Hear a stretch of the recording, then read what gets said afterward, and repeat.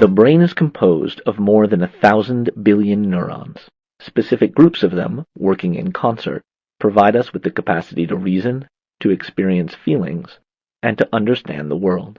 They also give us the capacity to remember numerous pieces of information. There are three major components of the brain. The cerebrum is the largest component, extending across the top of the head down to ear level. The cerebellum is smaller than the cerebrum and located underneath it, behind the ears toward the back of the head.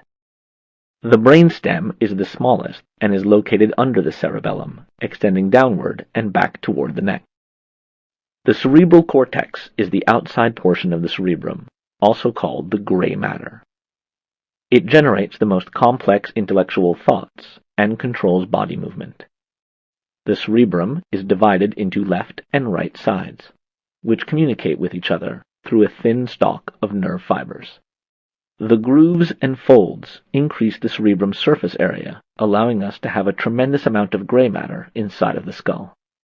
Here, the left side of the brain is highlighted to show the control over right arm and leg movement, and the right side of the brain is highlighted to show the control over left arm and leg movement. The left side of the brain controls the muscles on the right side of the body, and vice versa. Voluntary body movements are controlled by a region of the frontal lobe. The frontal lobe is also where we shape emotional reactions and expressions. There are two parietal lobes, one on each side of the brain. The parietal lobes are located behind the frontal lobe towards the back of the head and above the ears. The taste center is located in the parietal lobes. All sounds are processed in the temporal lobe.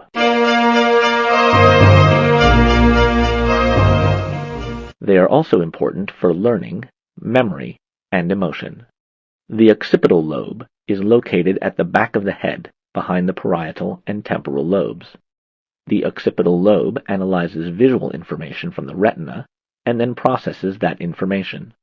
If the occipital lobe becomes damaged, a person could become blind even if his or her eyes continue to function normally. The cerebellum is located at the back of the head, underneath the occipital and temporal lobes. The cerebellum creates automatic programs so we can make complex movements without thinking. The brainstem is located underneath the temporal lobes and extended down to the spinal cord. It is critical for survival because it connects the brain with the spinal cord. The top portion of the brainstem is called the midbrain. The midbrain is a small portion of the brainstem located at the top of the brainstem. Just below the midbrain is the pons, and below the pons is the medulla. The medulla is the part of the brainstem closest to the spinal cord. The medulla, with its critical functions, lies deep within the head, where it is well protected from injuries by an extra thick section of overlying skull. When we are asleep or unconscious, our heart rate, breathing, and blood pressure continue to function because they're regulated by the medulla. And that concludes a general overview of the components of the brain.